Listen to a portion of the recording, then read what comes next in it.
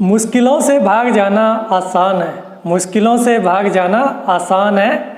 जिंदगी का हर पल इम्तिहान है, जिंदगी का हर पल इम्तिहान है। डरने से कुछ नहीं मिलता जिंदगी में, डरने से कुछ नहीं मिलता जिंदगी में। लड़ने वालों के कदमों में पूरा जहान है, लड़ने वालों के कदमों में ये पूरा जहान है। तो हाय गाइस, मैं आपका दोस्त के.एस. अत्री आपका अपने इस यूट्यूब चैनल में, जिसका नाम है मॉडर्न एजुकेशन स्टडी सेंटर, मैं आपका पुनः स्वागत करता हूं। तो जो हमारी सीरीज चली थी जानो अपने प्रदेश को, जिसमें हमने 3 लेक्चर बनाए और 1948 से लेकर 1960 तक का हिमाचल की जो प्रमुख घटनाएं हुई थी उस टाइम, उनको हमने एक एक करके देखा। तो जो हमारा लास्ट टॉपिक छूटा था वो छूटा था हिमाचल प्रदेश का 6ठा जिला या 6th district in Himachal Pradesh. ठीक है, कैसे बना, क्या कब बना, क्यों बना, क्या कारण थे उसके, वो सारा हमने पिछले लेक्चर में देखा था। ठीक है, तो आज का जो हमारा लेक्चर है वो है 1960 से लेकर 1966 तक का एचपी। ठीक है, 1960 से लेकर 1966 तक का हिमाचल प्रदेश के परिप्रेक्ष्य में क्या क्या प्रमुख घटनाएं हुई। ठीक है, तो जो हमने देखा कि किन्नौर जो था, जब ये जिले के रूप में उभरा तो ये चीनी तहसील, ठीक है, जो कि महासू की हुआ करती थी, महासू जिला जो था उसकी चीनी तहसील को काटकर, तथा इसमें एक और तहसील थी जिसका नाम था रामपुर, इसके 14 गांव को काटकर, जो कि चीनी तहसील के साथ सीमा साझा करते थे, उनको काटकर क्या बनाया गया, किन्नौर जिले का निर्माण किया गया। और ये जो किन्नौर जिला बना था, ये बना था 1 मई 1960 को। 1 मई 1960 को हिमाचल प्रदेश का 6ठा जिला बनता है, जो कि महासू तहसील, महासू की चीनी तहसील और रामपुर तहसील को काटकर बनाया जाता है। और जो इसका कुल एरिया बनता है वो बनता है 6401 वर्ग किलोमीटर। ठीक है, इतना हमने इसमें जाना था। तो अब जो हम आगे देखेंगे वो है हमारा 1960 के बाद की प्रमुख घटनाएं। तो 1961 में आपको पता था कि क्षेत्रीय परिषद, ठीक है, जिसकी स्थापना कब की गई थी, 1900 क्षेत्रीय परिषद। ये जो क्षेत्रीय परिषद था इसका चुनाव होते हैं 1957 में। ठीक है, और ठाकुर करम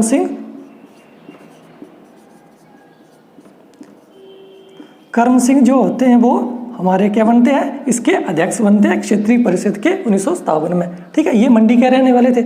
जब ये अध्यक्ष बन जाते हैं तो क्या विधानसभा का जो था उसका पतन कर दिया गया था, उसको विघटन करके क्षेत्रीय परिषद की स्थापना कर दी गई थी। ठीक है, लोगों को संतुष्ट करने के लिए। लेकिन क्या हुआ कि ये जो परिषद थी इसने अपने स्तर पर क्या करते रहे, ये विधानसभा की मांग करते रहे। ठीक है, केंद्र के सरकार के समक्ष ही अपनी बात रखते रहे समय पर, जैसे जैसे उनको मौका मिलता था तब तक ये विधानसभा की मांग करते रहते थे। लेकिन 1961 में क्या हुआ कि जो हमारे उस समय के तत्कालीन गृह मंत्री हुआ करते थे, जिनका नाम था लाल बहादुर शास्त्री जी, तो उन्होंने हिमाचल के परिप्रेक्ष्य में एक कथन कहा था या लिखा था, स्टेटमेंट दी थी, जिसमें बोला था उन्होंने कि अगर हमें हिमाचल वासियों को अगर कुछ अधिकार देने हैं तो उसे खुले दिल से दे दिए जाने चाहिए। ऐसी कोई भी कदम नहीं उठाना चाहिए जिससे बाद में हिमाचल वासियों के लिए कुछ रुकावटें आई या उनके विकास में कुछ रुकावट आए। तो ये था, ठीक है, 1961 तक की प्रमुख घटनाएं, जब लाल बहादुर शास्त्री जी ने हिमाचल के परिप्रेक्ष्य में एक क्या किया था, स्टेटमेंट दी थी। अब हम देखते हैं कि जब क्षेत्रीय परिषद के लिए सेकंड बार चुनाव होते हैं तो चुनाव 5 साल के बाद ये होते थे। ठीक है, क्षेत्रीय परिषद के लिए भी 5 साल बाद। तो पहले हुए थे क्षेत्रीय परिषद के लिए 1957 में, तो उसके बाद हुए दूसरी क्षेत्रीय परिषद के लिए चुनाव 1962 में। ठीक है, तो जब दूसरी क्षेत्रीय परिषद बनती है तो जो नई परिषद बनकर आती है तो उसकी एक सदस्य बनती है, महिला सदस्य, जिनका नाम था सत्यावती डांग। ठीक है, ये इनका पूरा नाम था। इन्होंने क्या किया कि एक प्रस्ताव ये क्षेत्रीय परिषद में लाई, और जब परिषद में एक प्रस्ताव लाई तो उस प्रस्ताव को पास कर दिया गया, जिसका मुख्य उद्देश्य था कि हिमाचल प्रदेश में मंत्री परिषद की पुनः स्थापना करना और विधानसभा को पुनः वापसी के लिए सत्या देवी डांग ने 1962 में एक प्रस्ताव लेकर आती है, जब वे चुनकर क्षेत्रीय परिषद में पहुंचती है। ठीक है, तो इसी को उन्होंने जब सेंट्रल गवर्नमेंट के सामने रखा इस प्रस्ताव को, तो वहाँ से 1963 में उसका एक परिणाम सामने आया।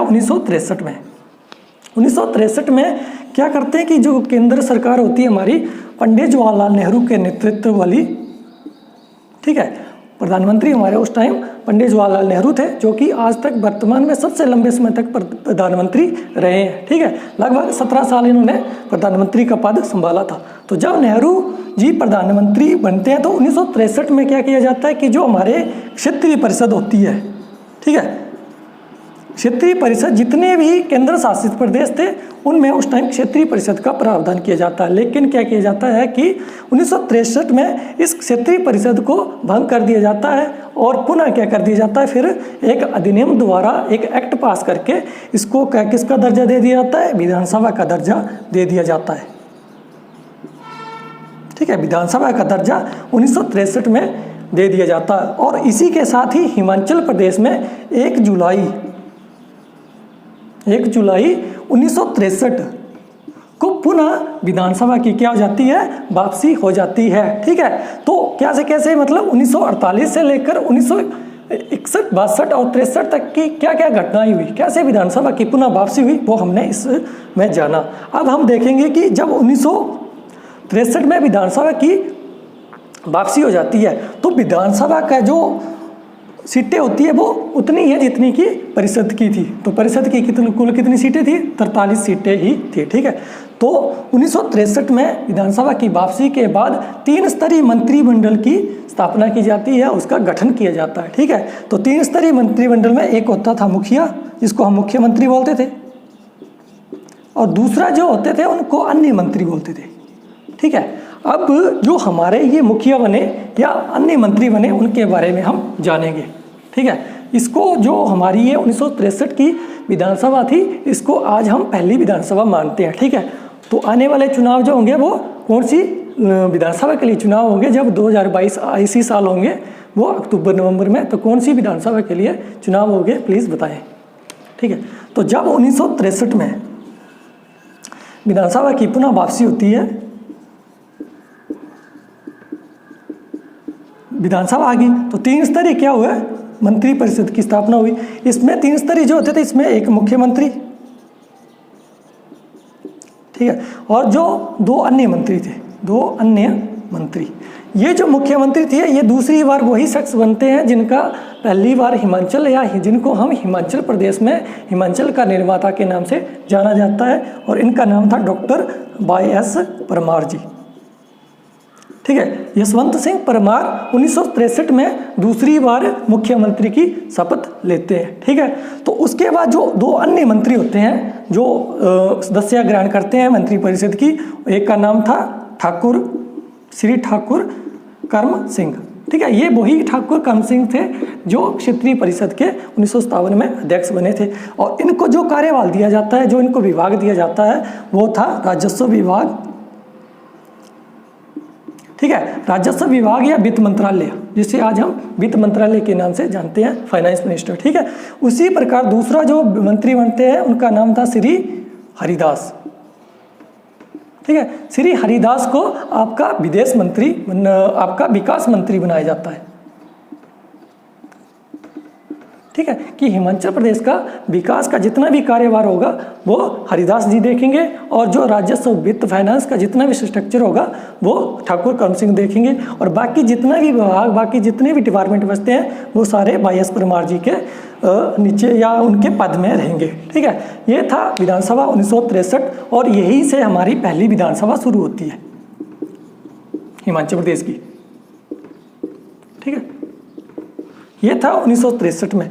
इसी दौरान क्या किया जाता है कि जो हमारा पंजाब होता है, ठीक है, पंजाब उस समय हमारा पूर्ण राज्य था, तो उसमें भाषा के आधार पर एक आंदोलन शुरू हो जाते हैं या विवाद उठ खड़ा होता है, जो कि पंजाब में ठीक है। पंजाब में भाषा के आधार पर एक आंदोलन या एक विवाद उठ खड़ा होता है। तो पंजाब में क्या था कि दो तरह के लोग रहते थे, दुभाषी वाले लोग रहते थे। एक थे पंजाबी और दूसरे थे हिंदी या हरियाणवी। ठीक है। ये जो हरियाणवी भाषा के लोग थे, इन्होंने क्या कर दिया कि खुद को पंजाब से अलग करने के लिए एक अपना प्रांत, या जिसको बोल सकते हैं हम कि एक नए प्रांत की क्या कर दी इन्होंने, मांग कर दी। नए प्रांत चाहिए हमें कि नया राज्य चाहिए। ठीक है। और इसी सिलसिले में क्या हुआ कि 1963-64 में एक आयोग बनता है, पंजाब राज्य पुनर्गठन आयोग, जिसका नाम था शाह आयोग।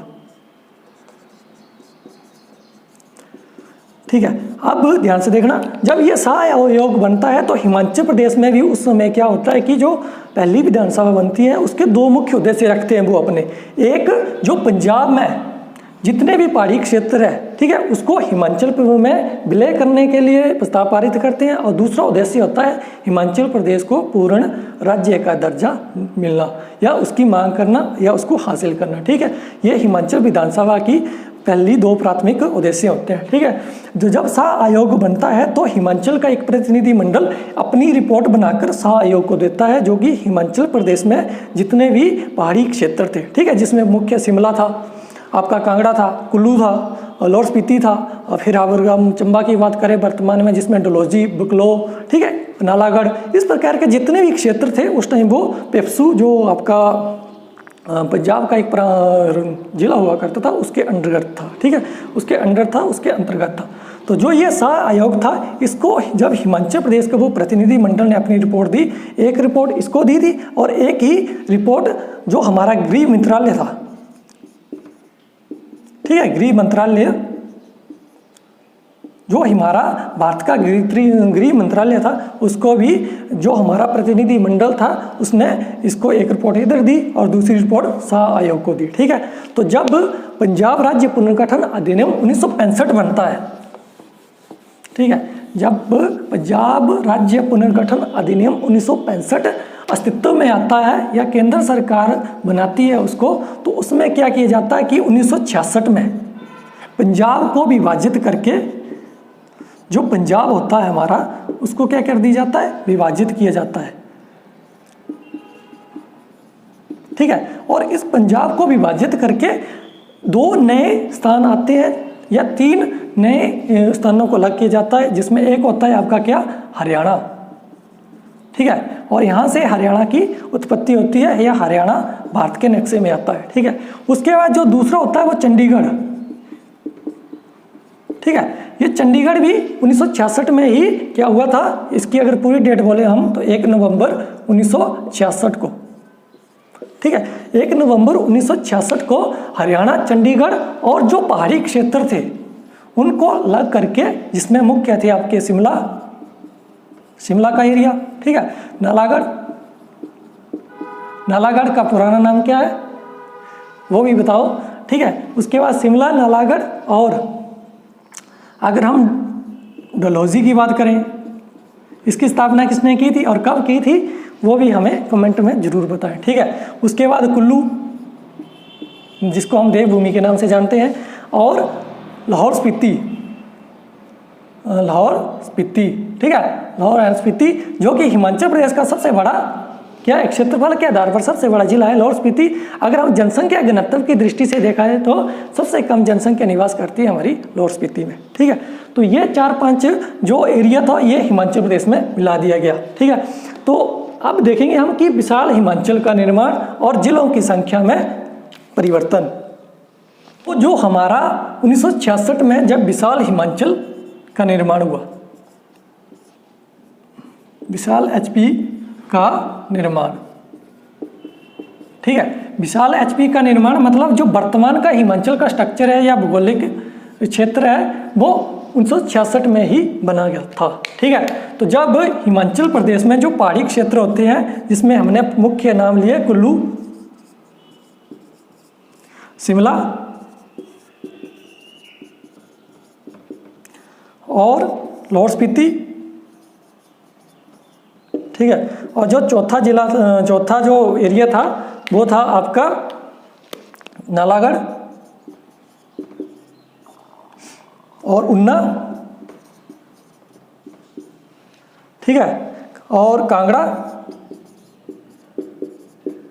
ये उस समय के, अगर इसमें एक और जोड़ दिया जाए तो वो था डलहौजी, ठीक है।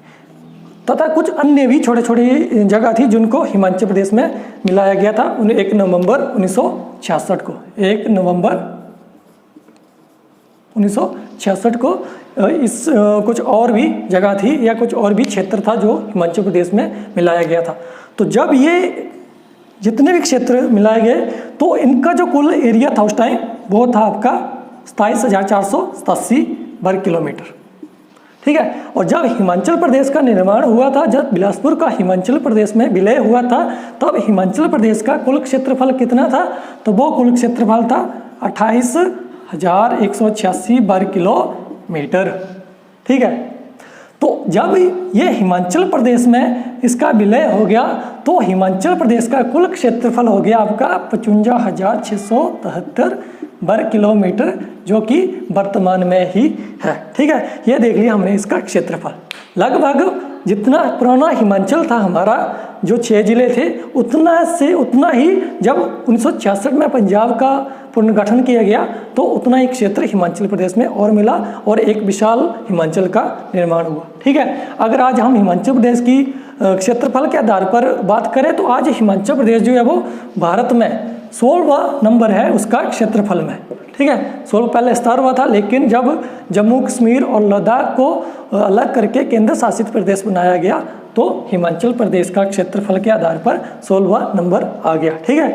तो ये था हमारा क्षेत्रफल के आधार पर हिमाचल, ठीक है। उसके बाद जब से ही हमारा क्या हुआ कि 1 नवंबर 1966 को हिमाचल प्रदेश में पंजाब हिल जितने भी पहाड़ी क्षेत्र थे उनको हिमाचल में विलय कर दिया गया, तो 4 नए जिले बनाए गए, 4 जिलों का निर्माण किया गया। या ऐसे हम ऐसे समझ सकते हैं कि ये जितने भी क्षेत्र थे इनको 4 जिलों में विभक्त किया गया, ठीक है। और ये जो 4 जिले थे वो थे कुल्लू, ठीक है, फिर शिमला, उसके बाद बना था हमारा लाहौल स्पीति, ठीक है। और जो अगला जिला बना था वो बना था हमारा कांगड़ा, ठीक है। और इसका मुख्यालय धर्मशाला में रखा गया था, ठीक है। बाकी का मुख्यालय लगभग सेम ही थे जो आज वर्तमान में है, ठीक है। तो इस प्रकार हिमाचल प्रदेश में कुल जिलों की संख्या कितनी हो जाती है? 6 जिले थे हमारे 1960 तक, 1960 तक 6 जिले थे।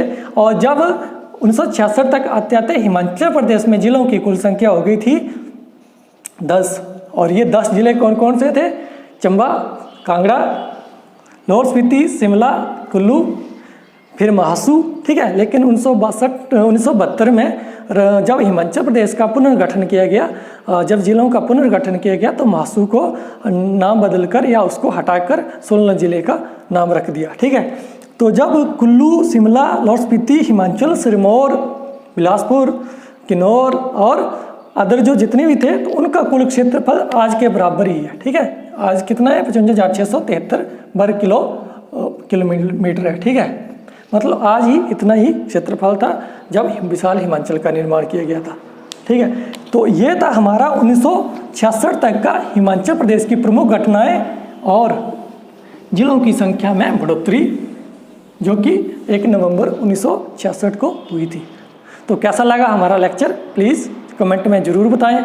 अगर कोई भी मिस्टेक हो तो हमें कमेंट में ज़रूर बताएं ताकि हम आने वाले समय में उसमें सुधार कर सकें, ठीक है। तो आज और आप हमारे इस YouTube चैनल को लाइक करें, शेयर करें, सब्सक्राइब करना बिल्कुल भी ना भूलें, ठीक है। और हमें अपनी तरफ से जो भी सुझाव हो वो ज़रूर बताएं, ठीक है। Thank you.